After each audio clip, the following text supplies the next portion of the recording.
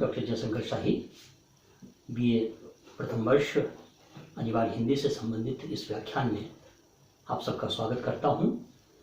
महाकवि दिनकर रचित काव्य ग्रंथ रश्मिरथी से संकलित काव्यांश का अनुशीलन हम कर रहे हैं।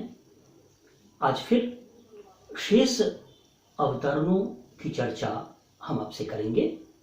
हमने पिछले व्याख्यान में देखा कि किस प्रकार से महाकवि दिनकर कर्म के महत्व को उजागर करते हैं कि मनुष्य अपने कर्तव्य द्वारा, अपने प्रयत्न द्वारा, अपनी मेहनत के बल पर चमत्कार कर सकता है।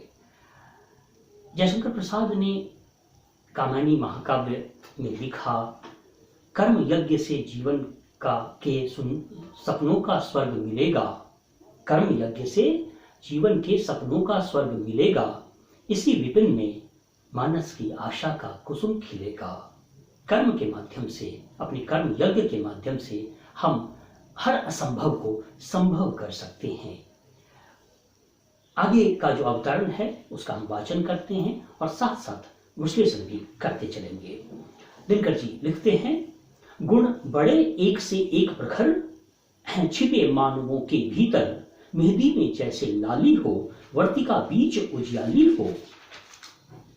बत्ती जो नहीं जलाता है, रोशनी नहीं वह पाता है। यह अवतरण, गुण बड़े एक से एक प्रखर हैं छिपे मानवों के भीतर, तुक की योजना स्पष्ट है। प्रखर भीतर, लाली हो, उजियाली हो, ये तुक की योजना है। सरल सुबोध शब्दों का प्रयोग महाकवि दिनकर करते हैं। भाषा शैली प्रवाह युक्त है। तो दिनकर जी क्या कहते हैं? गुण बड़े एक से एक प्रखर हैं छिपे मानवों के भीतर। मनुष्य में, मानव में बहुत प्रकार के गुण छिपे हुए हैं। तो मनुष्य के सर्वोत्तम होने को सेलिब्रेट कर रहे हैं महाकवि दिनकर। मनुष्य होना, मानव होना और मानव के अंदर बहुत सारे गुण हैं, इसकी महिमा का बखान महाकवि दिनकर करते हैं। गुण बड़े एक से एक प्रखर हैं छिपे मानवों के भीतर, मेहंदी में जैसे लाली हो। और कवि उदाहरण देते हैं कि जैसे मेहंदी में लाली छिपी होती है, मेहंदी में रंग छुपे होते हैं, और जब मेहंदी को घर्षित किया जाता है, जब तो मेहंदी की लाली प्रकट होती है। वो तो हिडन होती है, छुपी होती है मेहंदी के अंदर, लेकिन जब मेहंदी को पीसा जाता है, घर्षित किया जाता है, तो उसकी लालिमा उजागर होती है। दिनकर जी दूसरा उदाहरण देते हैं, वर्तिका बीच उजियाली हो। और जिस तरह से बत्ती में उजाला छिपा होता है, आलोक छिपा होता है, वर्तिका को हम जलाएं, प्रज्वलित करें तो उजाला होगा, आलोक होगा, उज्ज्वलता होगी। तो वर्तिका के अंदर जिस प्रकार से उजियाली छिपी होती है और मेहंदी के अंदर जिस प्रकार से लाली छिपी होती है, उसी प्रकार से मनुष्य के अंदर बहुत सारे गुण छिपे होते हैं। तो मेहंदी को जैसे घर्षित किया जाता है, मेहंदी को जैसे पीसा जाता है, फिर उसकी लाली प्रकट होती है। वर्तिका को जैसे प्रज्वलित किया जाता है तो उसमें से उजियाली प्रकट होती है। उसी प्रकार से मनुष्य जब संघर्ष करता है, मनुष्य जब विपत्ति की आंच में तपता है, तप के ताप में तपता है, तब वह कंचन बनकर, स्वर्ण बनकर निखरता है। यह दिनकर की आस्था है, कवि दिनकर का विश्वास है। तो गुण बड़े एक से एक प्रखर हैं छिपे मानवों के भीतर, मेहंदी में जैसे लाली हो, वर्तिका बीच उजियाली हो। उपमा अलंकार, मेहंदी में जैसे लाली हो, मेहंदी की लाली की उपमा कवि दिनकर दे रहे हैं। और वर्तिका बीच में वो वर्ण की आवृत्ति है, अनुप्रास अलंकार है। आगे की पंक्ति, बत्ती जो नहीं जलाता है, रोशनी नहीं वह पाता है। अगर हमें उजाला चाहिए, अगर हमें आलोक चाहिए, तो हमें वर्तिका को प्रज्वलित करना होगा, हमें प्रयत्न करना होगा, हमें प्रयास करना होगा। तो दिनकर जी का विश्वास है कि अगर हम प्रयास करेंगे, अगर हम प्रयत्न करेंगे, तो हम अभीष्ट फल को पा सकते हैं, हम सफलता को पा सकते हैं। तो बत्ती जो नहीं जलाता है, रोशनी नहीं वह पाता है।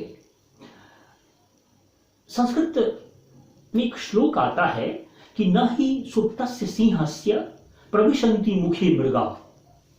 अगर कोई सोया हुआ सिंह है, शेर है, तो सोए हुए शेर के मुंह में उसका शिकार मृग खुद चल के नहीं आ जाएगा। शेर को, सिंह को प्रयत्न करना होगा शिकार के लिए, उसको अपना कर्म करना होगा, तभी वो शिकार प्राप्त करेगा। तो न ही सुप्तस्य सिंहस्य प्रविशन्ति मुखे मृगा, सोए हुए शेर के मुख में मृग प्रवेश नहीं करता, बल्कि सिंह को उसके लिए प्रयत्न करना होता है। तो उसी प्रकार से दिनकर जी कहते हैं कि मनुष्य को भी अगर सफलता प्राप्त करनी है तो उसे प्रयत्न करना होगा, उसे प्रयास करना होगा। तो बत्ती जो नहीं जलाता है, रोशनी नहीं हुआ पाता है। आगे की पंक्ति देखते हैं, पीसा जाता जब इक्षदंड, झरती रस की धारा अखंड, मेहंदी जब सहती है प्रहार, बनती ललनाओं का सिंगार, जब फूल पिरोए जाते हैं हम उनको गले लगाते हैं। सहज, सुबोध, सरल शब्दावली, अर्थ स्पष्ट है, कविता में ओजस्विता है और आशावादिता का संदेश, कर्मस्वी बनने का संदेश, कर्तव्य परायण बनने का संदेश महाकवि दे रहे हैं। कवि कहते हैं, पीसा जाता जब इक्षुदंड, इक्षु कहते हैं ईख को या गन्ना को, जब गन्ने के दंड को, ईख को पीसा जाता है तो उससे रस निकलती है, झड़ती रस की धारा अखंड, अखंड रस की धारा प्रवाहित होती है, मृदुल मधुर रस की धारा प्रवाहित होती है जब इक्षु दंड को पीसा जाता है। उसी प्रकार मेहंदी जब सहती है प्रहार, जब मेहंदी को घिसा जाता है, मेहंदी को घर्षित किया जाता है, तो उससे लालिमा प्रकट होती है जो ललनाओं का श्रृंगार बनती है, बनती ललनाओं का श्रृंगार चित्रात्मकता है।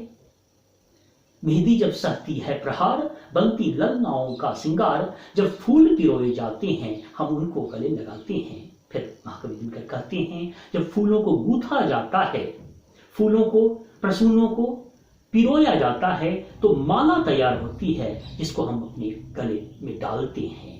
फूलों को पिरोने के बाद माला, और माला को गले में डालते हैं। तो दिनकर जी का यह संदेश है कि हमें अगर सफलता प्राप्त करनी है तो हमें प्रयत्न करना होगा। प्रयत्न की महिमा का बखान दिनकर जी कर रहे हैं, कर्मवीर बनने का संदेश दिनकर जी दे रहे हैं। आगे की जो अवतरण है वो देखें, वसुधा का नेता कौन हुआ, भूखंड विजेता कौन हुआ, अतुलित यश क्रेता कौन हुआ, नवधर्म प्रणेता कौन हुआ, जिसने कभी आराम किया, विघ्नों में रहकर नाम किया। 4 प्रश्न कवि पूछ रहे हैं। इस अवतरण में प्रश्नात्मकता है, साइन ऑफ इंटरोगेशन 4 बार आया है। वसुधा का नेता कौन हुआ, भूखंड विजेता कौन हुआ, अतुलित यश क्रेता कौन हुआ, नवधर्म प्रणेता कौन हुआ। रिपीटिशन है, पुनरावृत्ति है। कौन हुआ 4 बार आवृत हो रहा है और प्रश्नवाचक चिन्ह 4 बार आया है। कवि प्रश्न पूछ रहा है कि इस वसुधा का, इस पूरे संसार का नेता कौन होता है, नेतृत्व कौन करता है, अग्रगण्य कौन होता है, अग्रणी कौन होता है, हेराल्ड और पायनियर कौन बनता है। वसुधा का नेता कौन हुआ, भूखंड विजेता कौन हुआ, इस पूरे भूखंड का विजेता कौन हुआ है। वह हुआ है जिसने प्रयास किया है, जिसने संघर्ष किया है, जिसने विपत्तियों, बाधाओं, विघ्नों को गले लगाया है, उसने पूरे भूखंड को जीता है। पूरी वसुधा को का नेता वह बना है। तो वसुधा का नेता कौन हुआ, भूखंड विजेता कौन हुआ, अतुलित यश क्रेता कौन हुआ, और किसने अतुलित यश प्राप्त किया है। जब संस्कृत में कहा गया कीर्ति यस्य सह जीवति, जो कीर्ति करता है वही जीवित रहता है, वही अमर होता है। तो जो कीर्ति करता है, जो कर्मवीर हैं, जो जो जो, जो प्रयत्न में, प्रयास में, चेष्टा में विश्वास करते हैं, वसुधा का नेता वही बनते हैं। पूरे संसार में उनकी जयकार होती है, उनकी कीर्ति गूंजती है। तो वसुधा का नेता कौन हुआ, भूखंड विजेता कौन हुआ, अतुलित यश क्रेता कौन हुआ, नवधर्म प्रणेता कौन हुआ।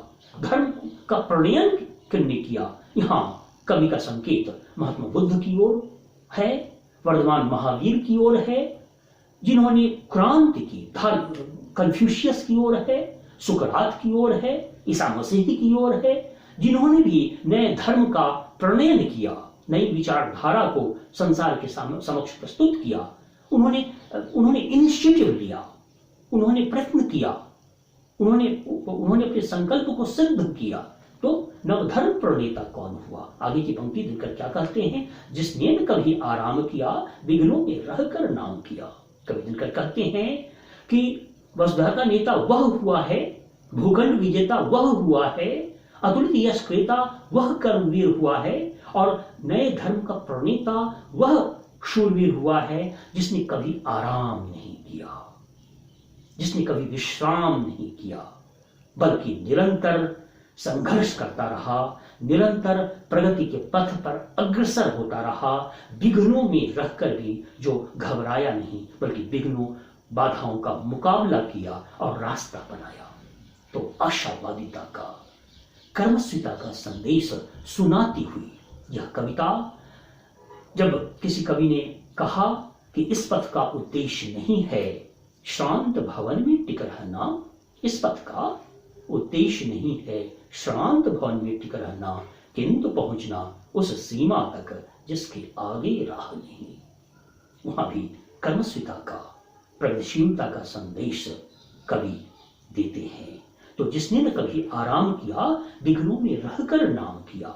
तो दिनकर सेलिब्रेट कर रहे हैं, दिनकर उन कर्मवीरों की महिमा का बखान कर रहे हैं जो विश्राम नहीं करते, निरंतर प्रगति करते हैं, निरंतर संघर्ष करते हैं, निरंतर प्रयत्न करते हैं। वही वसुधा का नेता होता है, वही भूखंड विजेता होता है, वही नवधर्म प्रणेता होता है।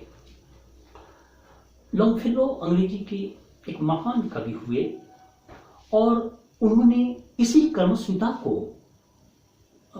चित्रित किया है अंग्रेजी की इन पंक्तियों में।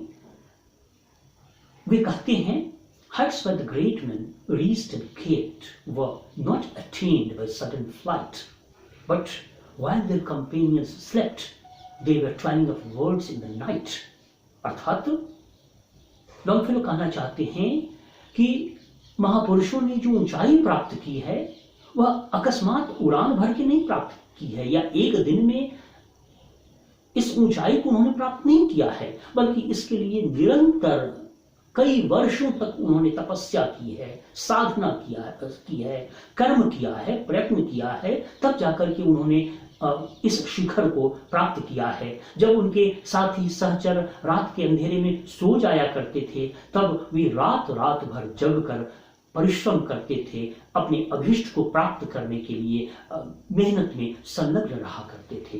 दिनकर जी भी यही बात कहते हैं कि जिसने आराम नहीं किया, विघ्नों में रहकर जिसने काम किया है, वही वसुधा का नेता बनता है। आगे का जो अवतरण है वो देखते हैं। जब विघ्न सामने आते हैं, सोते से हमें जगाते हैं, मन को मरोड़ते हैं पल पल, तन को झंझोड़ते हैं पल पल, सतपथ की ओर लगाकर ही जाते हैं हमें जगाकर ही। विघ्नों, बाधाओं, विपत्तियों की सकारात्मकता के पक्ष को रेखांकित कर रहे हैं यहाँ महाकवि दिनकर।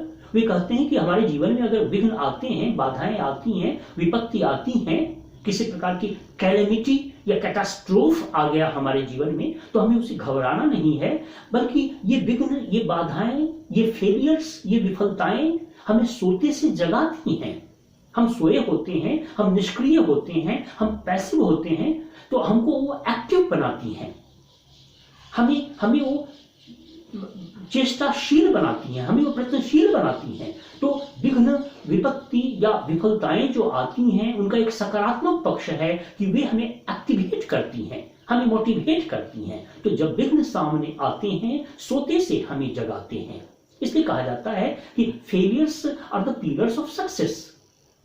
सफलता के आधार स्तंभ विफलताएं हुआ करती हैं। हजार विफलताओं के बाद सफलताएं मिला करती हैं। और यह भी अंग्रेजी में प्रोवर्ब आता है कि there is always a silver line in the clouds. काले अंधेरे धुआंधारे बादलों के बीच में कोई सिल्वर लाइन जरूर होता है, कोई श्वेत रंग जरूर होता है, कोई बिजली की श्वेतिमा जरूर छिपी होती है। इसलिए अगर जीवन में संकट या विपत्ति आ जाए तो हमें भयभीत नहीं होना है, बल्कि डटकर मुकाबला करना है। यह संदेश दिनकर की कविता हमें देती है। तो जब विघ्न सामने आते हैं, सोते से हमें जगाते हैं, मन को मरोड़ते हैं पल पल, तन को झंझोड़ते हैं पल पल। पल पल दो बार आया, इसलिए पुनरुक्ति प्रकाश अलंकार है। मनुष्य के मन को मरोड़ते हैं ये बाधा, ये विघ्न, ये विपत्तियां, और तन को झंझोड़ते हैं पल पल। मनुष्य के मन को, मनुष्य के तन को मरोड़ने और झंझोड़ने का काम ये झंझावात करते हैं। ये विपत्तियों की जो झंझावात आते हैं वह मनुष्य के मन को और तन को झंझोड़ते हैं, और मनुष्य निष्क्रिय से सक्रिय होता है, प्रयत्न करता है और अपनी विफलता को सफलता में परिणत करता है। सतपथ की ओर लगाकर ही जाते हैं हमें जगाकर ही। ये विघ्न, ये बाधाएं, ये कैलेमिटी, ये विपत्ति, ये संकट, दिनकर जी कहते हैं कि हमें सच्चे रास्ते पर हमको उन्मुख करते हैं और हमारी सुषुप्तावस्था को झंझोड़ कर हमें जागृत करते हैं, हमें अवेकन करते हैं, हमें अपने कर्तव्य के प्रति जागरूक बनाते हैं। सतपथ की ओर लगाकर ही जाते हैं हमें जगा कर ही। इस प्रकार से हम देख पा रहे हैं कि इस कविता में आशावादिता का, कर्मस्विता का, तेजस्विता का संवाद है, तुक योजना है, भावपक्ष और कला पक्ष की इन विशेषताओं की चर्चा के साथ ही मैं अपने वक्तव्य को समाप्त करता हूं।